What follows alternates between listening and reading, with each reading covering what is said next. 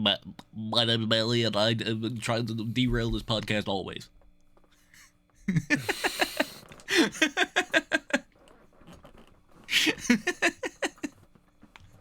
That's me. I feel like That's me. You got me to a T, man. You got me to a T. No, what were you saying about your eyeballs making sounds like frogs? Yeah, I thought we were testing. I didn't realize we were in the episode yet. No, it's okay. And then but I was derailing. Yeah, because you keep messing up. Okay, and what about your jaw getting blown out? That's not in any recording.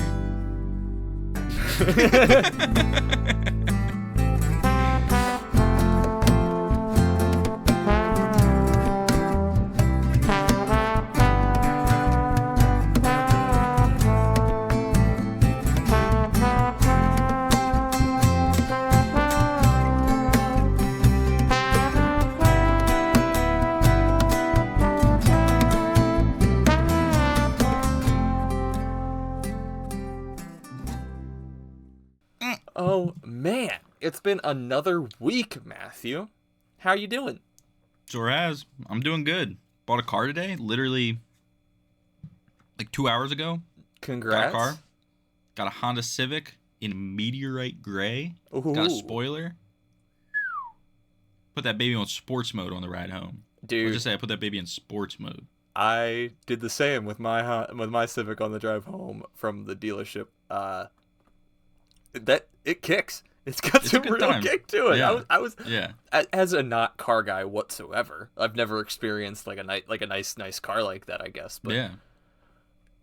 No, it's really sweet, and I felt very cool. Felt like I was in Tokyo Drift. Well, that was just because you were doing donuts in that elementary school parking lot, right?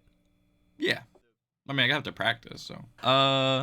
But yeah, so that's like my first time buying a car from like an actual dealership, and that was an experience. It was really scary signing a bunch of stuff. Yeah. Because I was like, I should probably be reading this more. Huh. But yeah, so How bada much boom, time? bada bing. How much time did you take on average between signatures? Did you even pretend to read, or did you like mull I it up? skimmed. Okay. I like skimmed mostly, but there was a few where like he said what the form was, and I was like, it's just me saying like they like registered it today, and Yeah. like they did X, Y, and Z today, and it's just like that stuff I didn't really read over, but it was like some of like the more like money stuff. Obviously, I was just like, this is what we talked about, and I made sure that The numbers matched up with what you had discussed. yeah. Yeah. Awesome, dude. Did you do anything fun for Memorial Day? Just kind of hung out. Me and Nicole just hung out, and yeah, just kind of chilled, watched some baseball. Yeah. Fun series. Yeah. Absolutely. But yeah, other than that, just chilling. Over Memorial Day, we looked at the car, test drove it, did all that stuff, and then I bought it today. Awesome.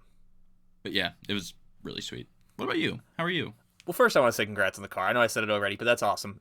I recently went through car troubles, and getting out of it with something nicer than what you had originally, and like, while it can be a financial like struggle and whatnot at different times, it's just financial planning, and it's just a very freeing feeling, especially to end up in something as nice as what you got.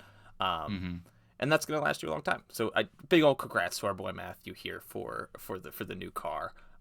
Unbelievably excited for him. I went camping this weekend. I guess not camping. I went to a cabin this weekend with my family.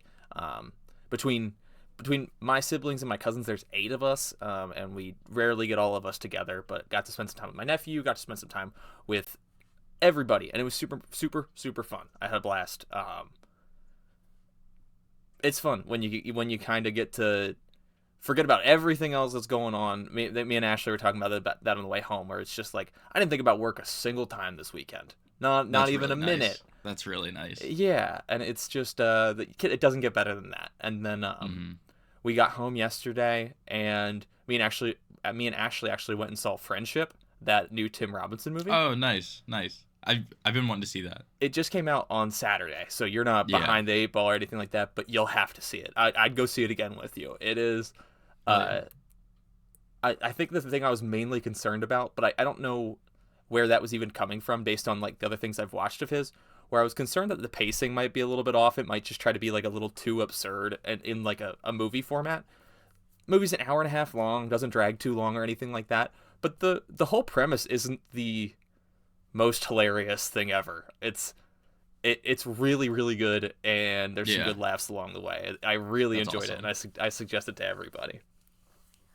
That's awesome. Yeah, I've been meaning to go out and see that, and just like anything by Tim Robinson, you know it's gonna be funny. Exactly. Like regardless. Exactly. So, that's awesome to hear that it was good.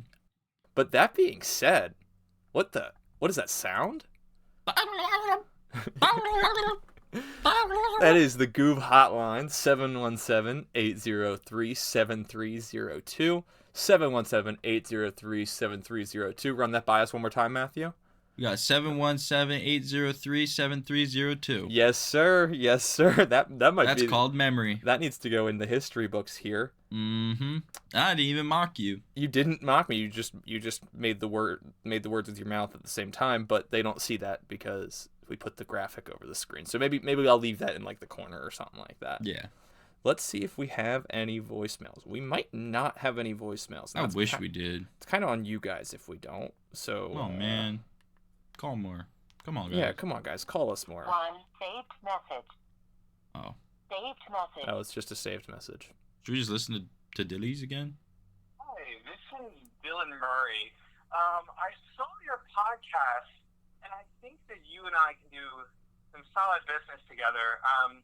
I've recently opened up. I'm not gonna play the whole thing. I love that guy. That guy rocks. So nothing on the GOOP hotline, but 717-803-7302. Call in anytime, any week. Also, if you call in while we're recording, like we said, we'll answer it. Matthew, do you have a question? No. Yeah, do you have a question for the viewers to call in and answer for this week? I think if we don't have anything in the voicemail, I want something. I want something from us asking them. Like, yeah, sure. You know what? I want you guys to answer. And I want you to defend it too. I want you to defend your answer. Yes, please. I want you to call in and say that if there's only one thing that you could get while you're in the ballpark, what are you getting? Me? Cracker Jacks. Absolutely. I love Cracker Jacks. I'm really stuck between two. That's a great question, Matthew. That's an outstanding question. I'm stuck between two. Is this food only? You can get one item? One item that you ingest. So if you also want to get a drink. Ah, man, I'm probably gonna get a soda then. Yeah, that's kind of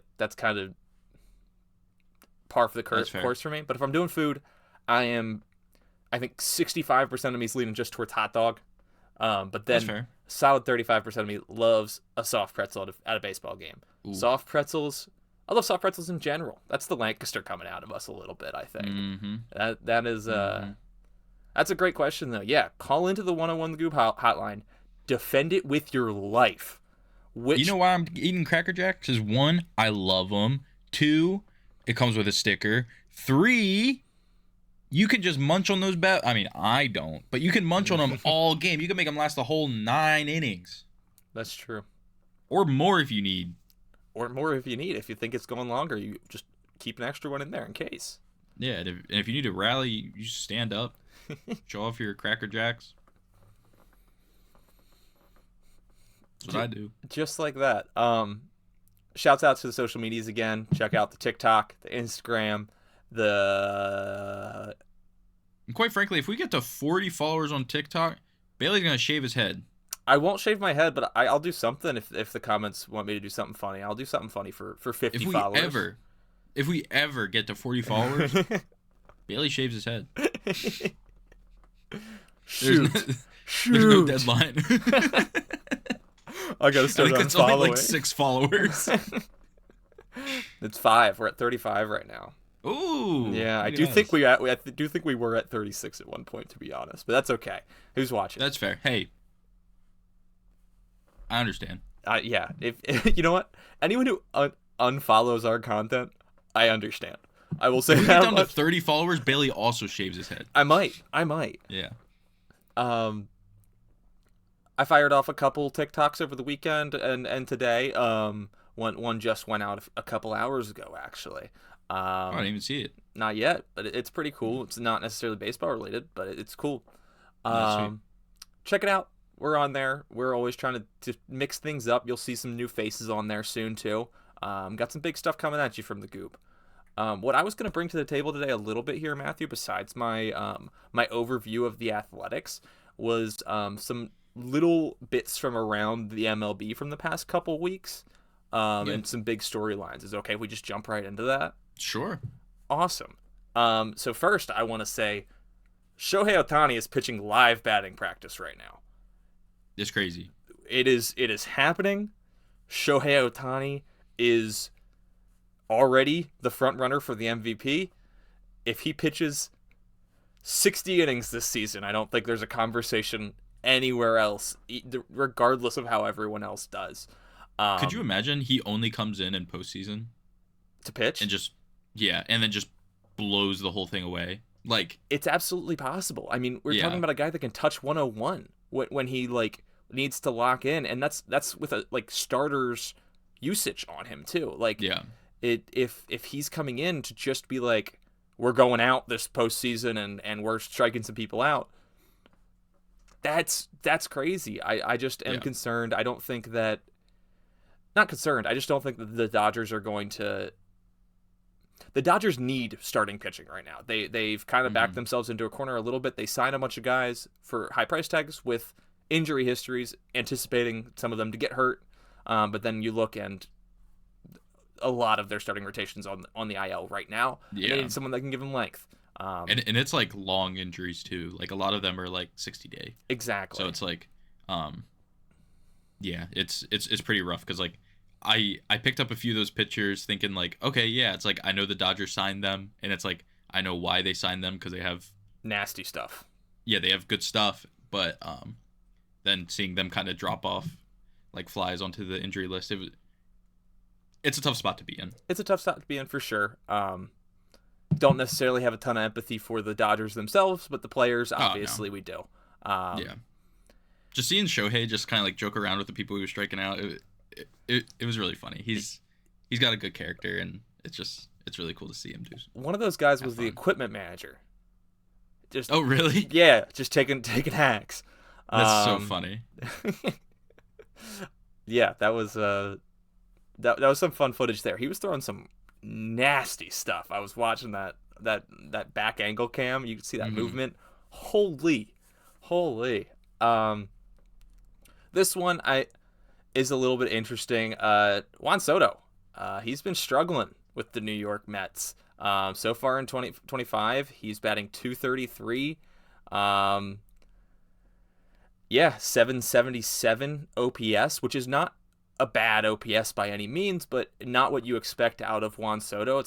It's his lowest of his career. I mean, this isn't a whole season. He's got 2/3 of the season still to go, but we're approaching the third of the season mark. Like, you should be finding your ground a little bit. Some people do point to Francisco Lindor, who had a rough first couple years with the Mets as well. There's a lot of pressure going into these big markets with these huge contracts. I mean, Bryce was pretty excellent right off rip, but I think the amount of pressure that Bryce had to deal with his entire career, and he talks about it, right? He talks about how, like, there was that really amazing interview a few years ago where they're like, do you feel the pressure? He's like, well, no.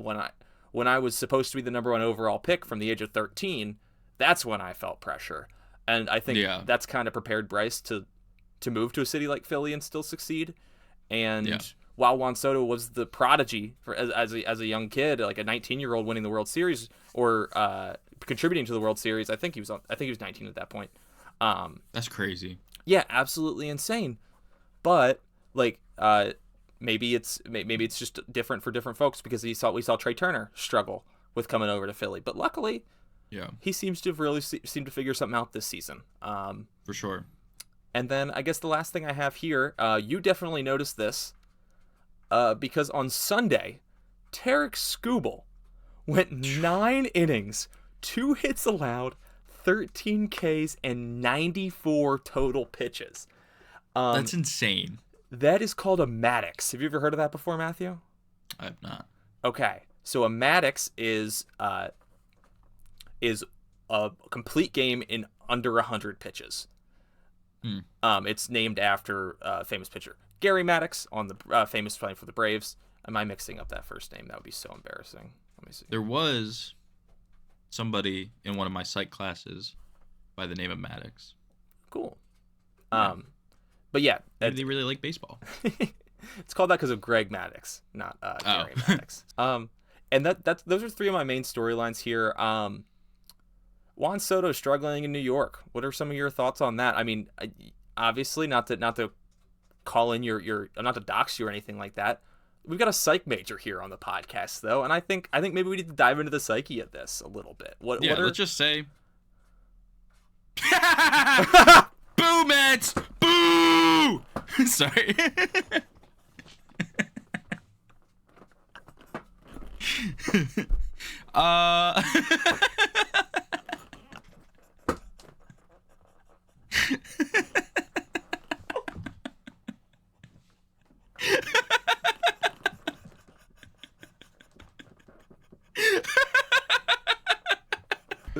So Juan Soto. Yeah, so kind of delving into like the psyche of it, really. You know, moving to a new team, moving to a new city. It takes a lot. I mean, I'm only moving like 20 minutes down the road and I'm stressing out. So it's like I can only imagine that that's a big toll. I mean, it's the same city. He was playing in New York with the Yankees last year. I don't know why I was imagining from Washington. Oh, yeah, Washington, then the Padres, and then over to New York. He's staying in I don't New know York. why. I think it's because you were talking about the World Series, and I was like, oh, obviously that's the last team he was on. Then World Series appearance with the Yankees last year. True. Yeah. True. Like not saying like, oh, you didn't know that. Like that's like a big deal. Like taking a step from a World Series team in the American League to a absolutely loaded National League, and not that the Mets aren't a good team, but not historically like the Yankees. I mean, that also might be part of it though. Is going from a team that was just in the World Series to the Mets. And like, don't get me wrong, like the Mets are stacked, but also like you said, the NL and the AL I feel like are at different places right now. I mean, you add Juan Soto to the Yankees right now, and they're already probably top two teams in the American League. They're far and away the best team in the American League. Like without a single doubt. And you add Juan Soto to the Mets team, and they're in the mix of the four best NL teams. Then you know what I mean. And it's not like I don't think they hold a candle to the Dodgers still. I think that they have the Phillies number a little bit in the head-to-head, but when it comes to the grind of a season, we may place higher than them, and just to hope we can dodge them in the playoffs. It's a totally different world, and I thought that maybe going to a more competitive division and competitive like a league might be good for a player like Juan Soto, but at least to start the season, it hasn't been great. Has not been great. And it just might be that moving to a new team, maybe, I mean, he's got a bunch of money. Maybe he's just like, meh. Yeah. Yeah. Like honestly, maybe he's just like, I won a World Series. I was in the World Series last year. He's the biggest contract, right? Yeah, 765 million guaranteed, not guaranteed originally, but then there's like 820 some with incentives. Yeah. So it's like, he might just be like taking a breather. I don't know. Like, you know what I mean? Because it's like, why not? But also probably just finding his footing, and moving across town. Yeah, absolutely. Also, the fact that the Yankees probably hate his guts. It seemed to get to his head a little bit when he was there. I mean, he seemed cool with the players, but it's like definitely some of the fans were like cool with him, and then I mean others, I think just how it is. Kind of just like talking about player achievements. Okay. Right now, who would you say are the MVPs and the Cy Young winners? Like, just at this point, about 1/3 into the season. Gotcha. I would go National League Cy Young, Jesus Luzardo. I think there's an argument for Zach Wheeler if you want to look at WHIP and innings pitched. But when it comes to WAR, ERA, it's going to go to Jesus. Aura. No, I think Zach Wheeler has just as much aura, I would say. That's true. That's true. Maybe not the glasses, man. The glasses do it for me a little bit. Yeah. So I would go NL Cy Young, Jesus Luzardo with a backing up of Zach Wheeler too, which is really, really fun. American Which League. is crazy. Yeah. It's amazing to have them both. You can make an argument in the National League for both Yamamoto and Kodai Senga. Kodai hasn't necessarily had the same innings. He's been a little limited just with the rehabbing the injury still and whatnot. But Yamamoto's been outstanding except for the past couple outings. American League, I would say Scooble far and away. And also National League, I got to mention Paul Skeens. I apologize. He's probably fair. second or third. Just Jesus right now is kind of on a different level. Mm-hmm. And then when it comes to MVP is tough. It's going to be Shohei in the National League. Especially if he starts pitching. But I don't think he even needs to do that, to be completely honest with you. Let me see.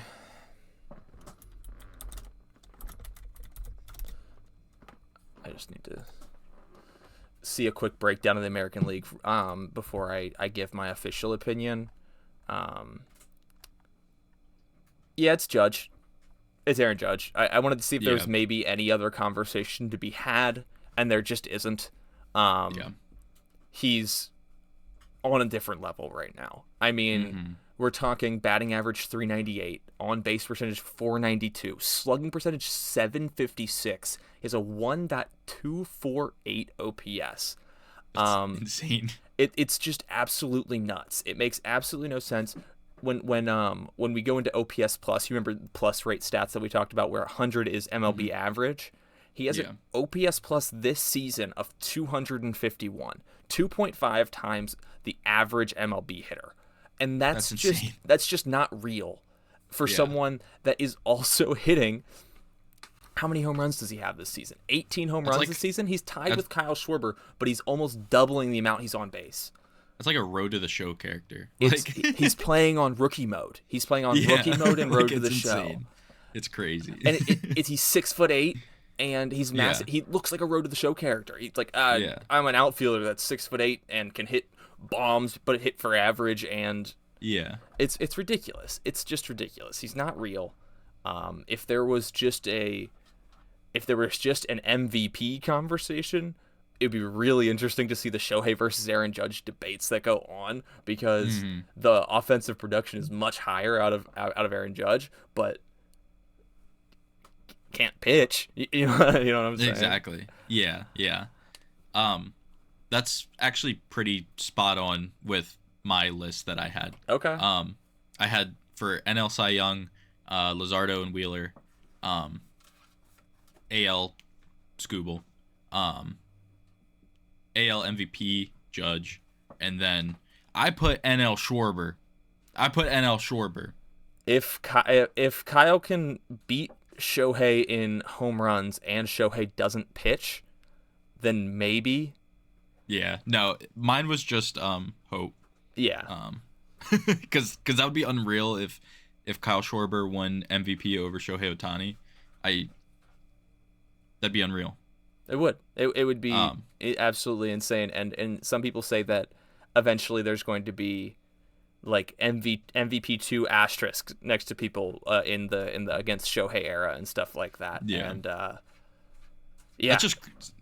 that's like crazy for Shohei though, because it's like, I mean, you know what I mean? Being that good. What he is crazy though. Like we've never seen this before, and for such a long sport to have never seen something before is wild. And no, it's really exciting. It's really cool to get to experience this time frame. You know what I mean? Like I'm very grateful to be able to see what's happening with Shohei Ohtani in real time, because that rocks. Being able to see him in like a live game is also sweet. Yeah, we'll have to Yeah. we'll have to get to a Shohei game sometime, me and you. We got to. That'd be a Yeah. blast. Maybe a That'd be a good Shohei time. mound day if we could too. Wouldn't that be unreal? That'd be See him crazy. pitch. Have him throw us a ball. Yeah, he'd definitely throw us one. I'd say, Shohei, we have a podcast. But yeah, do you want to get into this Rocky series? Yeah, why not? The Phillies sweep it. All right. Sweep We're out it. here. We're like janitors. We're sweeping. We, you know, it was just really fun series to watch. Their stadium's beautiful. It's one of the ones that I want to go out to. Yeah. I think that'd be sick. But yeah, so we win the first one with a 9-3 dub. That's always a good feeling. But the big part of this is Kyle Schwarber's 300th home run. Kyle. Imagine catching that. That'd be crazy.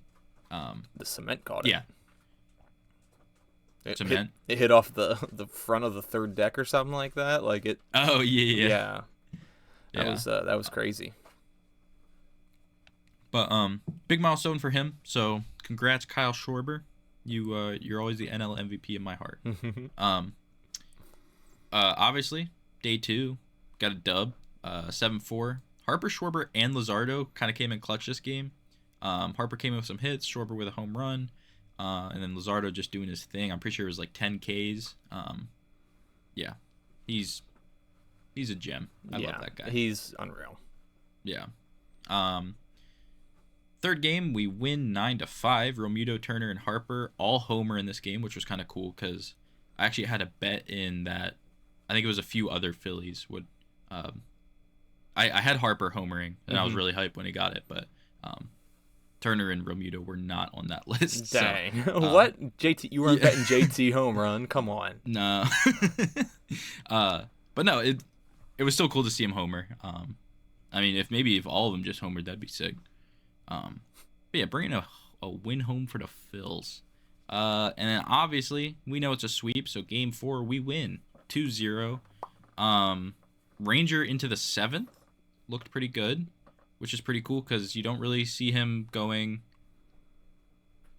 as far as like He had in the past. some other pitchers. So it's like seeing him go into the 7th was nice, and I mean, no one scored a run, so it's like he did his job and he did it well. He did have some walks, but that's the thing, like he does that and he still keeps his cool. Yeah. Which it sucks to get a walk because then that's obviously a potential run, but as long as he keeps his cool, hey, it's a win. And then he ended it the day with 6 Ks, so it's always just fun just to have a Ranger game. He's my favorite player and I love the guy. So yeah, that's the Rocky series for you. Awesome, man. Yeah, I think Jesus' performance out there was awesome. Bryce always locks in against the Rockies. I mean, that's kind of like saying, like, oh, we always win against the White Sox. But Bryce does have some sort of affinity for hitting at cores, and I'm all about it. I like seeing Bryce get hot, and some are saying the Nick Sirianni effect is fully taking effect. I might do it. You know what? Matthew, let me think. All right. What would we do? What would we need for us to try the Nick Sirianni effect on these Phillies? Like 1,000 followers on TikTok this summer. I meant more from the Phillies themselves. Are we thinking Oh. like I thought you meant for the channel. My bad. if we make it to the World Series this year, do we go Nick Sirianni just in case? Oh yeah. Okay. But If, you know if what? we Stay tuned for the playoffs, gang. It might get called earlier. I think that's my best note. yeah, but like if we're in the World Series, 100%, we're shaving our heads. Yeah, in October. Yeah. I don't know if I'm agreeing Quite- to this. Not even shaving our heads. We're going bald. We're shaving our heads. We're using Nair. I don't even know what that means. That's the hair removal, like acid. Oh, that's a thing. Why? I don't know, for removing hair. That's crazy. Sounds painful. So the Athletics, we take 2 or 3 from them. Overall, every pitcher in this series from the Phillies complained about the mound. They said that it was terrible. The hard mound just leads to slipping and not feeling confident in your push off that you're going to be able to have any ground behind you, or like any landing ground when you're doing this. Yeah, it's just it's bush league stuff and kind of what you have to expect from a minor league stadium that's being used for 151 games in a season. But it's just we're setting ourselves up for failure here, and this just is a perfect reflection on the Oakland Athletics ownership. And yeah, it's just a joke. To be completely honest, I mean, there were some really awesome moments when the A's manager got ejected from the game and he had to walk out to left center field. Like, it was so funny. Like, what is going on? Like, imagine like throwback to the Kyle Schwarber ejection when he's arguing with Angel Hernandez. He's eyes up here, down here, and then he sends him out of here, and Kyle has to carry his bat and just walk his way out to the like. Oh man, we are setting ourselves up again. I can acknowledge the entertainment value of having games at this minor league stadium while still being critical of it. There could be some electric stuff over the next 3 years of people getting ejected and just not walking out left field. You know what I'm talking about? Like, yeah. Or the fight continues as they go out and stuff. Yeah. I could just totally see that happening. 100%. But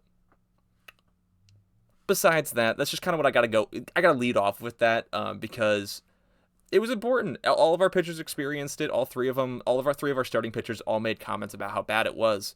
But yeah, late night series, 2 10 o'clock starts and a 4 o'clock start. Game 1, Trey Turner homer, leadoff homer, was awesome. But then it leads to a pitcher's duel until the 9th. It's 1-0 until the 9th inning, when the Phillies put up 3 in the top of the 9th. And then for Romano to go out there with a 4-0 lead, Lancaster boy, Lampeter Strasburg, Nicholas Kurtz on the A's.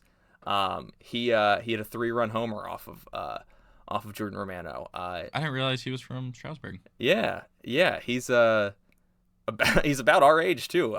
He's a young guy. He's a really, really exciting prospect. He's gigantic. He's a huge person. Yeah, and he looks really excited. I'm rooting for the guy. The A's are full of a bunch of really fun players: Lawrence Butler, Brent Rooker, Jacob Wilson. They've got some really, really awesome names out there and some fun stuff. But yeah, Romano lets up a 3-run homer. It was back-to-back nights for him, and again, he complained about the mound. I'm not gonna sound the alarms on Romano anymore, or at least not right now. I think he had a really rough start to the season, but over his past 9 outings, he's been absolute nails besides this outing here. And yeah, back-to-back nights, bad mound, travel day in between. I'll give him the benefit of the doubt here. Good guys win 4-3. Game 2 is 10 o'clock a late enough start for you if we're going into 11 innings? I don't think so. Let's just start the game at midnight. Why not? Might as well. Yeah, because this got a little late for me. That way I could watch it when I wake up. Exactly. Yeah, if they just start the game at 2 a.m., I'll wake up by 6. You know what I'm saying? Exactly. Chris Sanchez, a little shaky. 4.2 innings pitched, 2 earned runs, a lot of base runners, a lot of walks. Alec Boehm, power is coming. Had a homer in game 2. In this series, he had a 1.077 OPS, 5 total hits in this series with a homer. I mean, he's been our best hitter in this month. He's batting .341 this month. He's been putting bat and ball. He's been awesome. He's been what we saw for the entire first half of last season, and hopefully we can just see this continued production. In this game, Kyle Schwarber hits his 18th of the season, tied for the league lead. Tied for second in the league lead, one behind Shohei at 19. And what about Defensive Player of the Year? Maybe by Brandon Marsh. Oh, sorry. Did you see him gun him out in the bottom of the 10th? It was unreal. It was crazy. I mean, that I didn't think he had any chance. I thought I was game over. Okay. Yep. Call it a wrap. Yeah, that was unreal. And then when stuff like that happens, you got to get through it. Kerkering figures out the rest of the inning, and then big 11th inning because we got that big momentum swing from that amazing defensive play by Marsh. Yeah, it's awesome. Love to see Marsh play well. Love to see Marsh play with that energy again, and I feel like that's what he saps all of his skill from that. I'm not saying that he's not skillful. I'm just saying that like he seems to be someone that needs to be in a good headspace to really be producing properly, and I'm sure everybody does, but he really needs to be having a good time, and I hope he continues to do so. Yeah, Phils win it 9-6 in 11 innings. Wasn't easy, but yeah, they did good. Going 11 innings with only 4.2 innings taken up by your starter is not an easy feat. And we end up losing game 3. Not going to say because of it, but sort of. I mean, our relief pitchers are already stretched thin. Exactly. And then when you have most of them out the night before, it's going to happen. It's going to happen, yeah. Yeah. Jesus Luzardo in game 3 of this series, man. Actually, I have one note real quick. I really like the Athletics green jerseys. I don't like the gold jerseys they were wearing on Sunday, though. Too much for me. I don't need that much yellow or gold going on, but that dark green with just the Athletics across is like top 3 in baseball. I mean, like they're so good.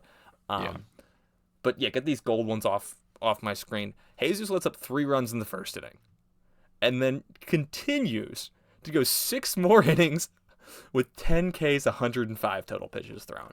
He locked in, dude.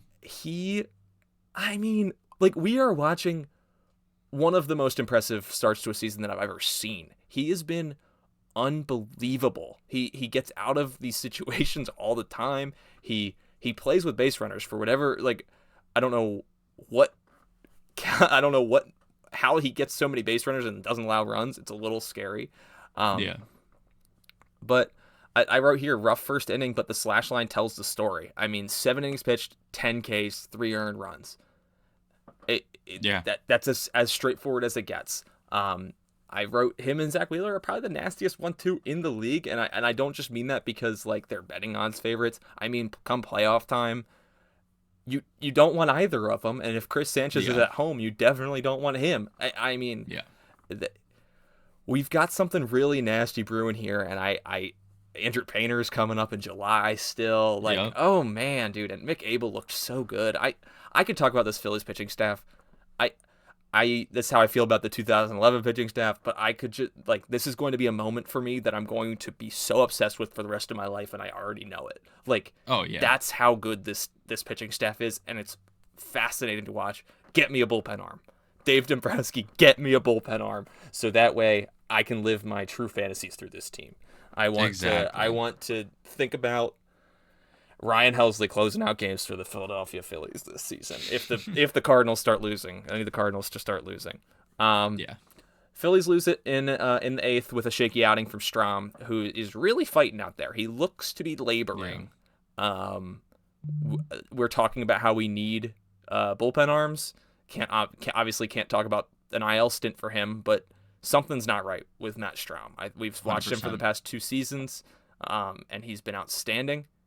Are you noticing anything with him? I don't even know what's going on. Yeah, it's like I'm not like noticing anything specific, like mechanics wise. Yeah. It's just like I feel like the locations are just not where he wants it to be. Just putting it in the place of the bat, and it's like they're hitting off him. You know what I mean? Exactly. Like it's rough, and it's tough to watch because like I love Strahm, and it's like I know he has good stuff, but just really getting hounded out there. And I mean, it might be partially because of, obviously being so thin on relief pitchers. So just knowing that it's like, okay, I really need to pick up my stuff, and then he's already in his head. You know what I mean? So absolutely. It might be that, but I feel like there's so much that it could be, and it's not just this series. It's other ones as well. Exactly. That he has had some issues, but I mean, who knows? Hopefully he just locks in, and it might just be a time thing, or some reps. He didn't get spring training. He was hurt during spring training, so maybe he's just building back up. But we are 50 games into the season, so like It was kind of my Aaron Nola conversation where it's like, yeah, but we're 10 starts into the season. We need to be figuring this out because it seems like we have it figured out for 3 games and then we don't, and it's bad. Exactly. Exactly. And I'm not saying Strom's blow-ups have been anywhere near as bad as Aaron Nola's were. I mean, I think Strom's still pitching to like a 3.2 ERA or something like that. Like, Yeah. It's just not what we see from Strom. I mean, he was an all-star as a middle reliever last season. That's unheard of. That's like absolutely unheard of. It's starters and closers. That's it. Yep. But that being said, we lose one of the 3 out there in Sacramento, not Oakland. And overall, I feel pretty good about the series. We had some late nights. Yeah. We had some good performances. That's a decent A's team. They're young. They're talented. They're scrappy. Jacob Wilson. They could just stay up later. They can stay up later. Yeah, that's not fair. Our guys are old. They're sleepy. Imagine Kyle Schwarber at 1 a.m. No, he gets to bed at 8 p.m. when he can. I can tell. He wears a little sleeping cap. Yeah, and the robe and holds a candle. Yep, and when he snores, like a bubble comes out his nose. Yeah, like, come on, guys, we need a rest. Bunny slippers.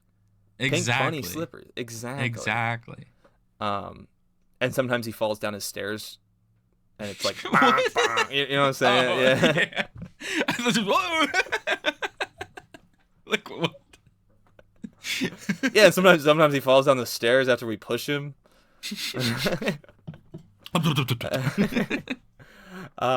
But that being said, we went through these 2 series here. I've got 4 players pages up here that's all their last 7 games.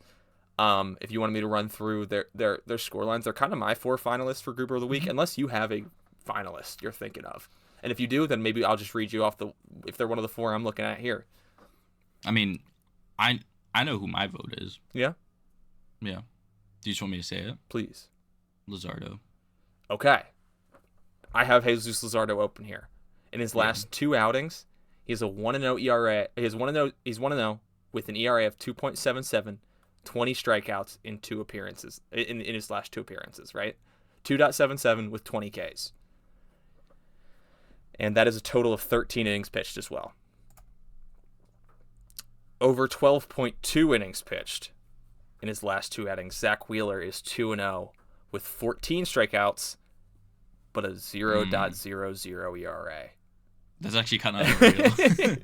So that's the conversation, isn't it? 6 more strikeouts, an extra third of an inning. My vote would be Zach Wheeler personally, but No, that's fair. if you want to give it to Luzardo, I wasn't going on stats, so it's like seeing those stats. Okay. I was just going pure on like, I like him. Okay, I like that. Not that I don't like Wheeler, but just seeing just how, especially how Luzardo locked in. I'd be happy with Wheeler. All right. Who are some of your other people? So over his last 7 games, Bryce Harper is batting .323 with 10 hits, a homer, 7 RBIs, and 4 runs scored. That's pretty crazy. Yeah, and then Kyle over his last 7 games is batting .250, but with 3 homers, 5 RBIs, and 9 runs scored. That's also crazy. Yeah, I thought both of them, but then I saw Zach Wheeler went scoreless through 13 innings, and kind of sold. I'm happy with Zach Wheeler. Awesome. He deserves it, and he's always performing at that level. So it's like I feel like sometimes we overlook him. Where Exactly. It's like, oh, it's like obviously, it's like we want to give it to someone else, but it's like Zach Wheeler, he deserves it. He deserves that honor and of being Goober of the Week. That's kind of been the unfortunate storyline of his career a little bit, at least in Philadelphia. It's been every season he's been in the top 2 pitchers. It just always seems to get bested by someone having a outlier year. I mean, not that Chris Sale's year last year was an outlier, but if you look at his past 4 years, it is an outlier. And not to take away from anyone that's beaten Zach Wheeler, but just he's been that good for that long. It's just kind of a matter of time before things line up and he gets his. I mean, obviously, if any Philly wins Cy Young, I'm going to be happy. But it'd be pretty ironic if the Phillies trade for the guy this year that is the one that has the freak outlier year in his career that beats Zach Wheeler, and it's Exactly. and that's the conversation we're having. So Yeah. yeah, huge shouts out to Zach Wheeler, who's been amazing. He's been the pinnacle of an ace since the day we signed him, and it's just it's awesome, and we are spoiled by Zach Wheeler, to be completely 100%. honest. Yeah. No, so spoiled. Like he's the GOAT. Not quite, but yeah, he's he's really awesome. He's Yeah. really awesome. Do you have anything else for us today, Matthew?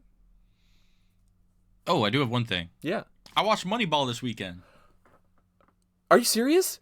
Yeah. You should have led with that. Sorry. No, dude, that's so awesome. Amazing, Yeah. right? Yeah, such a good movie. Like, mind blowing. We were like halfway through the podcast and I was like, "Oh yeah, I did that this weekend." So good. It just very good movie. It was a very fun watch. It was good movie. Yeah. Definitely recommend it. And it's just like it's so good. I don't know. Like that's the only thing I can say about it is that it's just such a good watch. And it was just like I just wanted to keep watching. Mm-hmm. And When's Moneyball 2? and not to be like sports movies aren't good movies, but like I love sports so much, but also I'm very critical of movies when I watch them and stuff like that. And this bridges the gap. It bridges the gap better. It's a movie first, I will say. Like sports comes second, and not in a bad way. It's super. It's so good. That's all my real thought process on it. It touches on a bunch of sports stuff, but it's like it first touches on the narrative, which is not always the case. And yeah, it was just such a good watch. Do you feel like you learned a lot? Yeah. Doesn't it? It starts to make things make a lot of sense. I started running numbers in my head. Exactly. I was like, we need him and him and him. I was going through fantasy. Yeah, exactly. Who's the cheapest contract here? Exactly. And that goes out to everybody else as well. If you haven't seen Moneyball, watch Moneyball. If you haven't seen our TikToks, watch our TikToks. Other than that, get out of here. We don't like you anymore. Sorry.